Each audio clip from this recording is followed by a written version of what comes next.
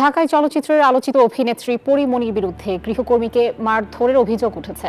অভিযোগকারীর দাবি 1 বছরের শিশু সন্তানকে খাবার খাওয়ানোকে কেন্দ্র করে এই মারধরের ঘটনা ঘটে। মারধরের অভিযোগ নিয়ে একজন থানায় আসলে আমার নামে অভিযোগ করেছেন, যিনি কিনা দাবি করেছেন যে উনি আমার বাসার গৃহকর্মী।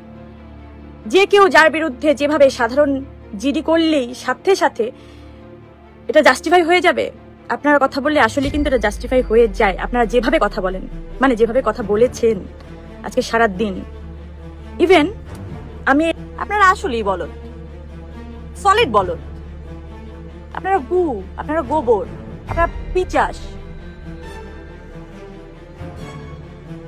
আপনারা আইনের ঊর্ধ্বে যেতে চান, আপনারা মনুষ্যত্বের ঊর্ধ্বে যেতে চান, আপনারা জীবনের ঊর্ধ্বে যেতে চান, আপনারা সংসার জীবন সবকিছুর ঊর্ধ্বে যেতে চান।